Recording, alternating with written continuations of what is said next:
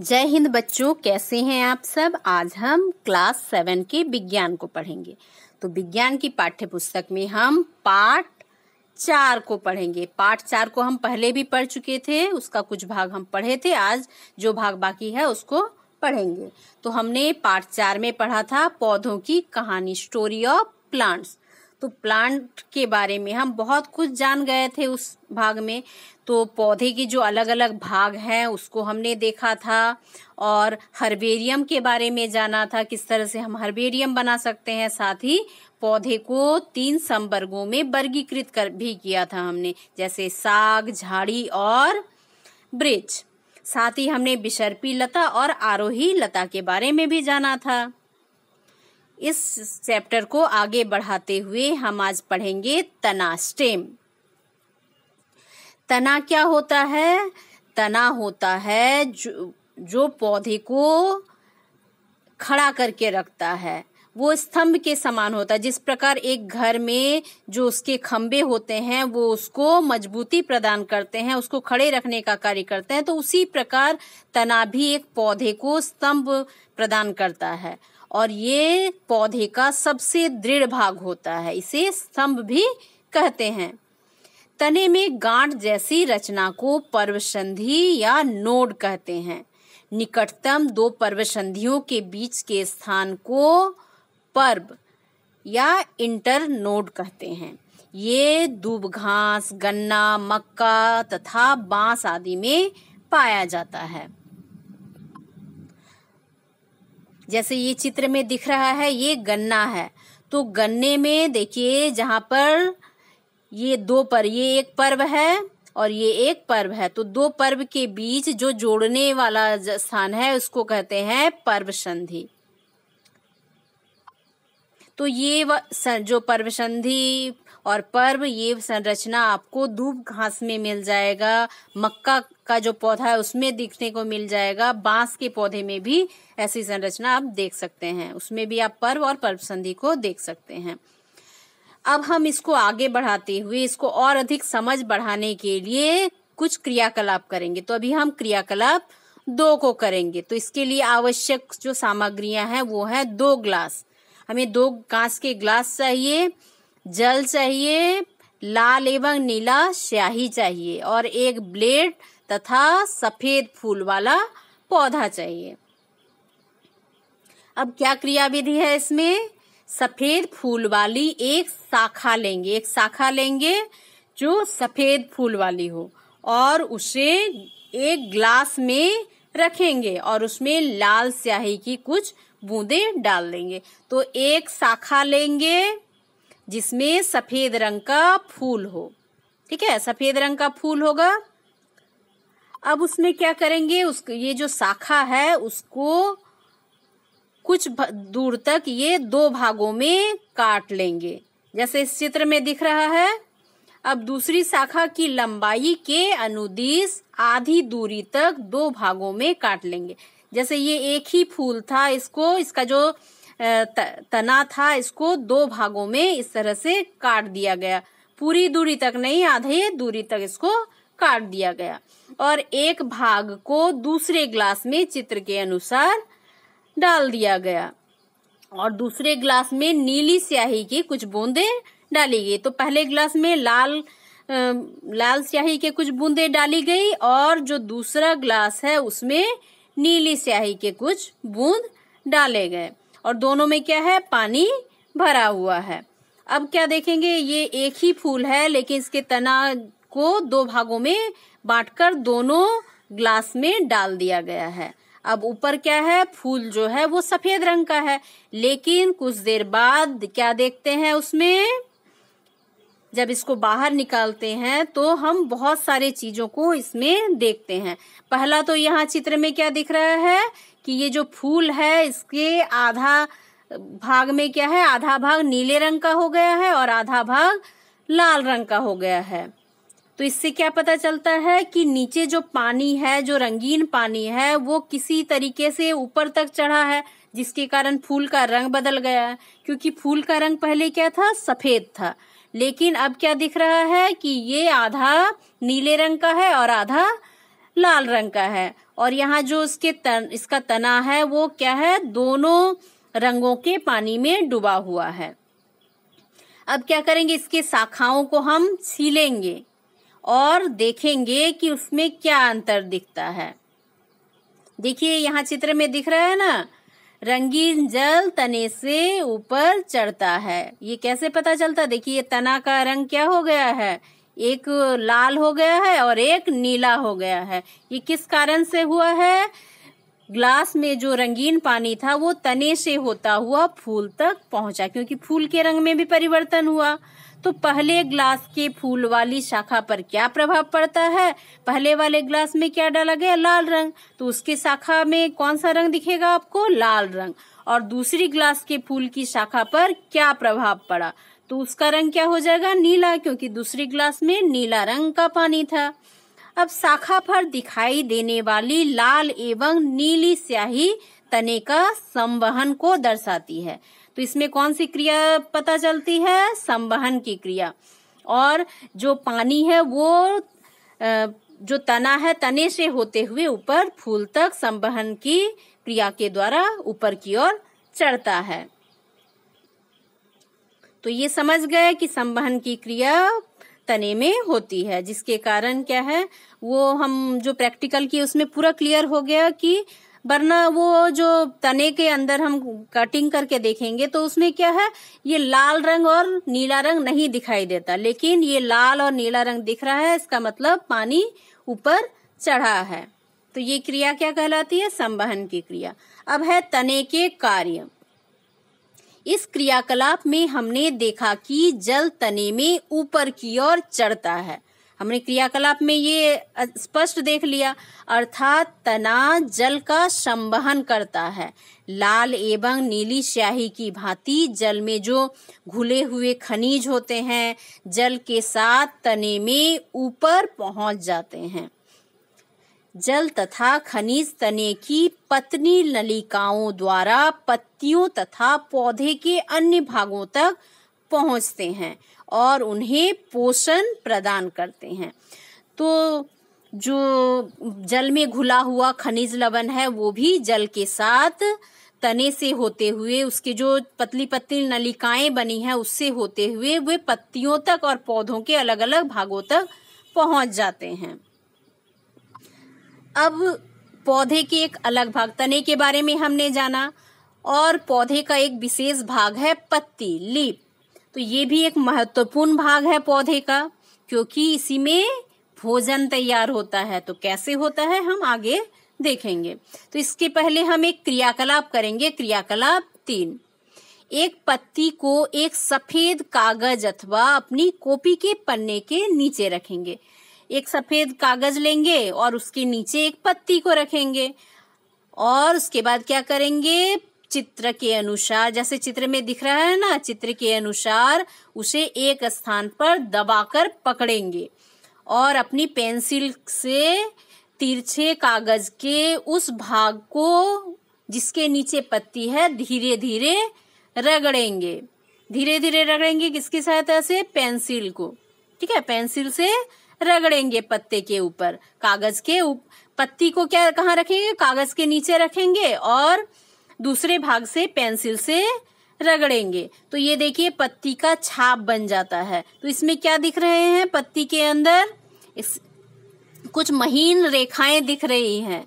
तो ये महीन रेखाएं क्या है उसको हम आगे देखेंगे। तो क्या आपको कुछ रेखाएं इस चित्र में, इस छाप में दिख रहा है?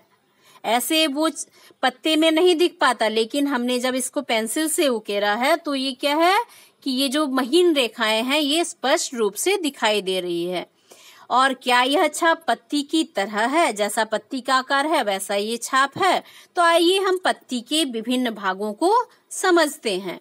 पत्ती का वह भाग जिसके द्वारा वह तने से जुड़ा होता है। तो ये तना है, तने से जहाँ जुड़ा होता है ये पत्ती है। पत्ती जिस भाग से क्या है, तने से जुड़ा होता है वो भाग होता है पर्णाधार, एक्सिल कहलाता है।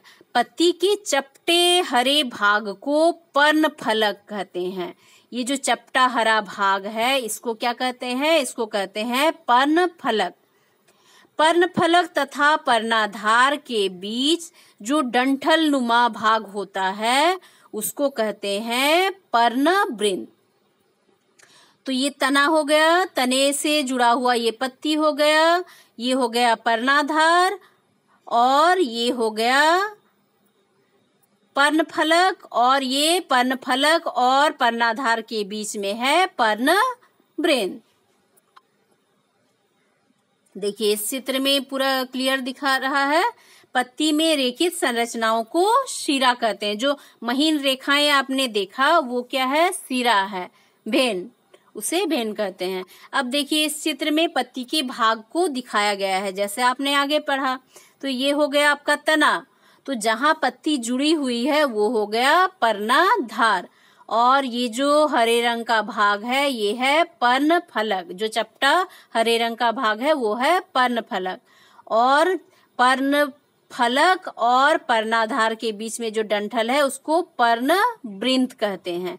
और इसका जो ऊपरी वाला भाग है एकदम चोटी, ये है शीर्ष, और ये जो सिराओं का विन्यास है, ये जो रेखाएं दिख रही है ये है सिरा। ठीक है, क्लियर हो गया? तो क्या आपको पत्ती के मध्य में एक मोटी सिरा दिखाई देती है? तो ये एक मोटी सिरा दिख रही है, तो ये है मोटी जो सिरा है इसको कहते हैं मध्य सिरा, और मध्य सिरा से जो निकलने वाली बाकी रेखाएं हैं इसे कहते हैं सिरा। पत्तियों पर शिराओं द्वारा बनाए गए डिजाइन को शिरा विन्यास कहते हैं। तो पत्ती के अंदर जो सिराओं का अलग विन्यास बनता है, जो डिजाइन तैयार होता है इस तरह का, इसको कहते हैं सिरा विन्यास, वेनेसन। यदि यह डिजाइन मध्य सिरा के दोनों ओर जाल जैसा है तो उसे जालिका रूपी सिरा विन्यास कहते हैं, रेटिकुलेट वेनेसन। तो यदि मध्य सिरा होगा और उसके दोनों ओर जाल जैसा इस तरह का आकृति यदि बनेगा पत्ते के अंदर जाल जैसा, तो उसे कहते हैं जालिका रूपी सिरा विन्यास। और जो घास की पत्तियां होती हैं उसमें जो सिराएं होती हैं वो एक दूसरे के समांतर होती हैं। समांतर मतलब ये एक रेखा तो उसके ये हो गया समांतर, तो वो एक दूसरे के समांतर होती। किसमें? घास में। ऐसे सिरा विन्यास को समांतर सिरा विन्यास, पैरेलल वेनेसन कहते हैं। तो देखिए इसमें दो तरह के सिरा विन्यास है। एक है जालिका, ये जो इस चित्र में क्या दिख रहा है, जालिका सिरा विन्यास, और ये घास का जो पत्ता है इसमें समांतर सिरा विन्यास। इसमें देखिए जो सिराएं पतली पतली रेखाएं दिख रही, ये क्या है, एक दूसरे की इस तरह की समांतर बनी हुई हैं।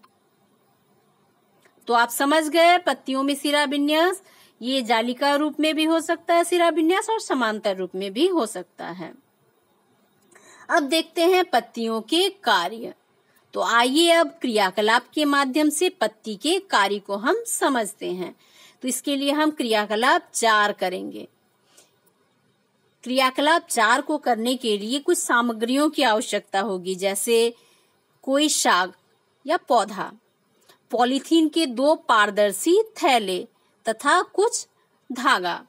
तो इस क्रियाकलाप को दिन के समय करना चाहिए जब धूप खिली हो, तेज धूप हो, और इस क्रियाकलाप के लिए आपको स्वस्थ और भली भांति सिंचित एवं धूप में जो पौधा रखा हुआ है उसको लेना चाहिए। तो किसी पौधे की पत्ती वाली शाखा को चित्रानुसार एक पॉलीथीन की थैली से ढक देंगे और उसको बांध देंगे, और दूसरी थैली को खाली थैली पर ही भी धागा बांध देंगे। 2 थैली लेंगे पॉलीथीन की पारदर्शी, तो पहला थैली को एक पौधे जो धूप में रखा हुआ है उसके पत्तियों में डालकर उसको धागे से बांध देंगे, और दूसरी थैली को ऐसे ही धागे से बांध देंगे। दूसरी पॉलीथीन की खाली थैली पर भी धागा बांधकर हम कहाँ रखेंगे, उसको धूप में रखेंगे, और कुछ घंटों बाद अवलोकन करेंगे कि उनमें क्या परिवर्तन होता है। तो इसमें हमको क्या अंतर दिखेगा, देखिए इस चित्र में दिख रहा है जैसा ये एक पौधा है और उसके पत्तियों में ये पॉलीथीन डालकर उसको धागे से बांध दिया गया है। अब इसमें पहले तो हमने बांध दिया, कुछ देर बाद जब धूप लगा उसमें, उसके बाद उसमें हम अवलोकन करेंगे तो देखेंगे कि उसमें जो पानी की छोटी छोटी बूंदें दिख रही हैं। ये दूसरे थैली में क्या दिख रहे हैं, पॉलीथीन की थैली में जल की बूंदें दिखाई दे रही हैं, क्योंकि जो पॉलीथीन है वो पारदर्शी है, इसलिए हम आसानी से देख सकते हैं। तो उसमें हमको कुछ बूंदें दिखाई देंगे। तो ये बूंदें कहाँ से आई, इसके बारे में हमको अभी जानना होगा। तो ये जो क्रियाकलाप करेंगे, इसके बाद ये जो थैली है उसको हम हटा देंगे पौधे से, ये याद करके हटा देना है। तो ये क्रियाकलाप जो हमने किया, इसमें मैंने क्या देखा कि जल की बूंदें पॉलीथीन के अंदर दिखाई दे रही हैं। तो जल की यह बूंदें पत्ती के से जलवाष्प के रूप में निकलती हैं। कैसे निकलती हैं? जलवाष्प के रूप में। और इस क्रिया को बाष्पोत्सर्जन या ट्रांसपिरेशन कहते हैं। इस प्रक्रम के द्वारा पौधे बड़ी मात्रा में वायुमंडल में जल विमुक्त करते हैं। तो इस क्रिया के द्वारा क्या होता है, वायुमंडल में बहुत सारा पानी छोड़ दिया जाता है। अब देखते हैं पत्तियों द्वारा प्रकाश संश्लेषण। तो प्रकाश संश्लेषण क्या है? ये भोजन बनाने की प्रक्रिया है पौधे में। तो पौधे में जो भोजन बनता है वो पत्तियों में बनता है। तो इसके लिए कुछ चीजों की आवश्यकता है पौधे को, जिसकी सहायता से वो भोजन बनाते हैं। इसमें यदि कोई भी चीज कम होगा तो पौधे की जो पत्तियां हैं वो भोजन नहीं बना पाएंगी। जैसे आपके घर में जो खाना बनता है, यदि आप कढ़ाई बैठाए, उसमें जो सब्जियां बनाना है सारी चीजें दे दिए, लेकिन आपने आग ही नहीं जलाया, तो क्या होगा, आपका खाना नहीं बनेगा। तो इसी तरह का कुछ प्रक्रियाएं हैं जिसमें सारी चीजें आवश्यक हैं। तो हम उसको आगे और विस्तार से जानते हैं। तो पृथ्वी के सभी जीवधारियों के लिए भोजन का एकमात्र स्रोत हरे पेड़ पौधे हैं। तो चाहे कोई भी जीव हो, उसको प्रत्यक्ष रूप से या फिर अप्रत्यक्ष रूप से पेड़ पौधों पर ही निर्भर रहना पड़ता है अपने भोजन के लिए। तो हम भी भोजन के रूप में पेड़ पौधे को ग्रहण करते हैं। पौधे सूर्य के प्रकाश की उपस्थिति में जड़ों द्वारा भूमि से जल एवं खनिज लवण अवशोषित करते हैं। तो जो पौधे के जड़ होते हैं, जो मिट्टी के अंदर होते हैं, वे मिट्टी से जल और खनिज लवण अवशोषित करके पत्तियों तक भेजते हैं। वायुमंडल से कार्बन डाइऑक्साइड लेकर पत्तियों में मौजूद हरे रंग के पदार्थ, जो क्लोरोफिल कहलाता है, की उपस्थिति में भोजन बनाते हैं। तो जड़ों से क्या ले लिया, जल ले लिया, खनिज लवण ले लिया, और वो पहुंच गया पत्तियों तक। और वायुमंडल में कार्बन डाइऑक्साइड है, CO2, जो हम ऑक्सीजन लेते हैं, उसके बाद हम क्या वायुमंडल में छोड़ते हैं, कार्बन डाइऑक्साइड। तो वो जो कार्बन डाइऑक्साइड है वो वायुमंडल से पत्तियां में पहुंच जाता है। तो चाहिए जल, खनिज लवण, कार्बन डाइऑक्साइड हो गया। अब पत्तियों में मौजूद होता है क्लोरोफिल, जिसके कारण पत्तियां हरी दिखाई देती है। तो पत्तियों में क्लोरोफिल हुआ, सूर्य के प्रकाश की उपस्थिति में, मतलब सूर्य का प्रकाश लिया, जल खनिज लवण प्राप्त किए, कार्बन डाइऑक्साइड प्राप्त किया, और उसके बाद क्लोरोफिल की उपस्थिति में भोजन तैयार हुआ, मंड या कार्बोहाइड्रेट। तथा वायुमंडल में ऑक्सीजन गैस मुक्त होती है, और इस प्रक्रिया को कहते हैं प्रकाश संश्लेषण या फोटोसिंथेसिस। तो ये प्रक्रिया हो गया भोजन बनाने का। तो क्या क्या आवश्यक हुआ इसमें, कार्बन डाइऑक्साइड और जल, और साथ में क्या चाहिए, सूर्य का प्रकाश। जैसे हमारे घर में खाना बनने के लिए एक ताप चाहिए, चाहे वो कोयले से मिले, केरोसिन से मिले, या फिर बायोगैस से मिले, या फिर गैस जो LPG गैस है उससे मिले। तो कोई भी स्रोत हो, लेकिन ताप चाहिए। उसी तरह से पौधों को भी भोजन बनाने के लिए सूर्य का प्रकाश आवश्यक है। साथ ही क्लोरोफिल की उपस्थिति में कार्बन डाइऑक्साइड जल की साथ मिलकर क्या बनाते हैं, मंड, मतलब कार्बोहाइड्रेट, और साथ में ऑक्सीजन गैस मुक्त करते हैं वातावरण में। तो ये जो ऑक्सीजन होता है ये हमारे लिए बहुत उपयोगी होता है, क्योंकि हम वातावरण से ऑक्सीजन श्वसन क्रिया में ग्रहण करते हैं। तो जीवन के लिए जो आवश्यक है, इसीलिए पौधे हमारे लिए बहुत आवश्यक हैं, जो हमारे द्वारा छोड़े गए कार्बन डाइऑक्साइड को ग्रहण करते हैं और हमें शुद्ध ऑक्सीजन प्रदान करते हैं। तो ये समझ गए पौधों में भोजन बनाने की प्रक्रिया। अब हम आगे क्रियाकलाप 5 को करेंगे। एक बीकर लीजिए और उसमें पानी डालिए। एक बीकर लेंगे और उसमें हम क्या डालेंगे? पानी। और कोई जलीय पौधा जैसे हाइड्रिला को बीकर की पेंदी में डालेंगे। तो ऐसा पौधा लेंगे जो जल में रहता है, पाया जाता है। कीप को उल्टा कर उस पर रख देंगे। कीप को उस पर उलट कर रख देंगे। अब पानी से भरे परख नली को इस प्रकार रखेंगे कि उसमें हवा प्रवेश ना कर सके। देखिए इस चित्र में जैसा दिख रहा है, इस तरह का हम क्रियाकलाप करेंगे। ये बीकर आपने लिया, बीकर को पानी से भर दिया और नीचे ये जलीय पौधा, कोई सा भी जलीय पौधा ले सकते हैं, और ये कीप को उलट देंगे पानी के ऊपर। अब कीप को उलट दिए और ये छोटा सा जो कांच का परख नली है इसको पानी से भरेंगे और इसी कीप के ऊपर उलट देंगे, और इस तरह से उल्टेंगे कि उसमें हवा ना जाए। अब इसमें हम प्रकाश संश्लेषण की क्रिया को देखेंगे, और इसमें जब ये जो सेट हमने तैयार कर लिया इसको हम धूप में रख देंगे। अब इसमें हम देखेंगे कुछ समय के बाद कि जो जलीय पौधा है उससे गैस के बुलबुले निकल रहे हैं। यहाँ बुलबुले दिख रहे हैं, ये बुलबुले निकलकर परख नली का जो ऊपरी हिस्सा है उसमें जमा होते जा रहे हैं। तो फलस्वरूप हम पानी का जो तली है, ये जो पानी का लेवल है ये थोड़ा नीचे जा रहा है, और यहाँ से जो जलीय पौधा है वहां से ऑक्सीजन निकलकर जाकर परख नली में जमा हो जा रहा है। अब क्या करेंगे? गैस से भरी हुई परख नली के मुंह को अंगूठे से दबाकर बाहर निकाल लेंगे। उस बीकर के पानी से हम उसको दबाकर बाहर निकाल लेंगे। किसको? परख नली को। अब जलती हुई तीली या फिर अगरबत्ती को परख नली के पास ले जाएंगे, तो देखेंगे कि जो तीली या अगरबत्ती है वो तेजी से जलने लगता है, उसका जो लो होता है वो तेज हो जाता है। तो इससे क्या पता चलता है? इससे पता चलता है कि परख नली में ऑक्सीजन गैस है, क्योंकि ऑक्सीजन जलने में सहायक है, इसलिए जो लौ है वो तेज हो जाता है, जो प्रकाश संश्लेषण की क्रिया द्वारा बनती है। ऊपर आपने एक क्वेश्चन को देखा था जिसमें देखा था कि हमारे जो प्रकाश संश्लेषण की क्रिया पौधे के द्वारा किया जाता है उसमें अंत में क्या बनता है? ऑक्सीजन गैस मुक्त होता है। तो ये क्रियाकलाप आप समझ गए। अब आगे हम इसको और अच्छे से समझने के लिए क्रियाकलाप 6 करेंगे। क्रियाकलाप 6 में क्या करेंगे? इसमें पौधे युक्त एक गमले को 2 दिनों तक अंधेरे कमरे में रख लेंगे।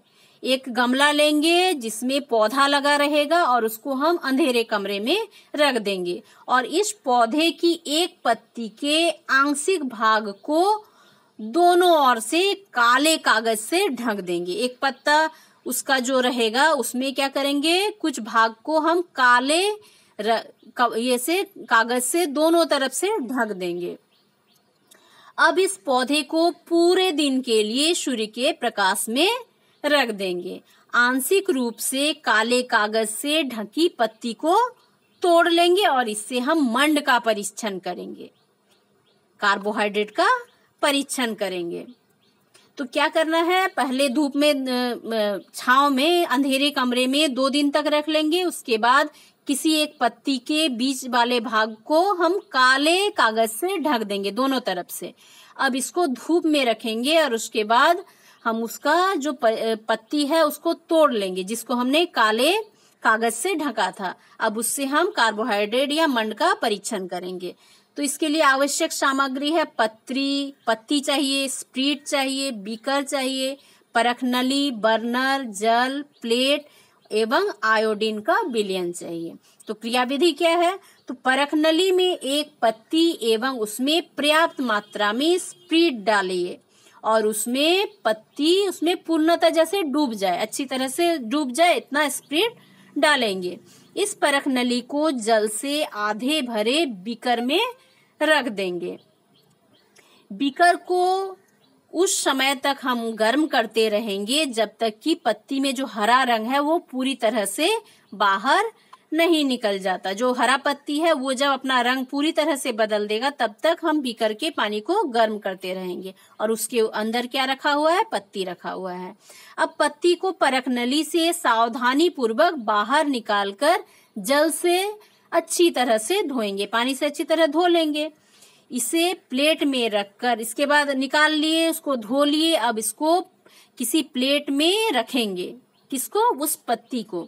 अब आयोडीन विलयन की कुछ बूंदे उसमें डालेंगे।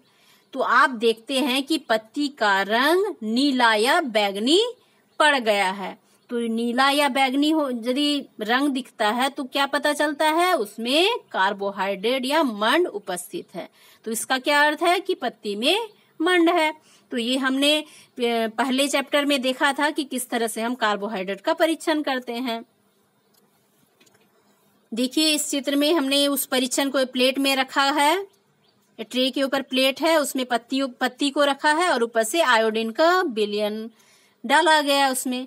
अब देखिए उसमें क्या अंतर हुआ। ये जो पत्ती जहां काले रंग के कागज से ढकी हुई थी वो भाग क्या है? उसमें रंग परिवर्तन नहीं हुआ, लेकिन बाकी भाग में क्या है? वो नीला रंग में परिवर्तित हो गया। तो ये भाग में क्या हुआ? प्रकाश संश्लेषण की क्रिया हुआ जिसके कारण वहां मंड तैयार हुआ। लेकिन ये बीच वाला भाग काले रंग के कागज से ढका हुआ था जिसके कारण वहां प्रकाश संश्लेषण की क्रिया नहीं हुई, उसको सूर्य का प्रकाश नहीं मिला, जिसके कारण वहां भोजन नहीं तैयार हुआ। तो ये समझ गए, इस तरह से हम मंड का परीक्षण कर सकते हैं, स्टार्च का परीक्षण कर सकते हैं। तो इसमें सावधानी क्या बरतना है? इस क्रियाकलाप में मंड परीक्षण में स्प्रिट और बर्नर का प्रयोग होता है, इसलिए इसको किसी बड़े के देखरेख में ही आप करेंगे। तो ये समझ गए आप किस तरह से पौधे में भोजन बनने की क्रिया होती है, किस तरह से प्रकाश संश्लेषण होता है, और उसका हमने परीक्षण भी करके देख लिया। प्रकाश संश्लेषण में ऑक्सीजन बनता है, उसका परीक्षण हमने जलीय पौधे के द्वारा कर लिया। और साथ ही इस पत्ती के में आयोडीन विलयन का जो परीक्षण किया उसमें हमने देखा कि मंड प्रकाश संश्लेषण के बाद तैयार होता है। तो इसको आप अच्छे से समझ गए होंगे। अब हम कुछ और रोचक बातें पत्ती से जुड़ी जानते हैं। तो जो पत्ती के फलकों में असंख्य छिद्र होते हैं, रंध्र होते हैं, जो प्रकाश संश्लेषण तथा बाष्पोत्सर्जन जैसी क्रियाओं का संचालन करते हैं। इन्हें स्टोमाटा भी कहते हैं। तो ये पत्ती है, पत्ती में छोटे छोटे हजारों छिद्र होते हैं, असंख्य छिद्र होते हैं। तो इसको देखिए, इसको खोल के दिखाया गया, देखिए छोटे से छिद्र पाए जाते हैं, इसे स्टोमाटा कहते हैं। और इन्हीं रंध्रों द्वारा पौधों में श्वसन की क्रिया संपन्न होती है और जिससे वायुमंडलीय गैसों का आदान प्रदान भी इन्हीं स्टोमाटा के द्वारा होता है। तो आप पत्ती के बारे में, तने के बारे में समझ गए होंगे। इसका कुछ भाग बाकी है, उसको हम अगले भाग में कंप्लीट करेंगे। तो आज के लिए इतना ही। आप पढ़िए और समझने का प्रयास कीजिए। Thank you.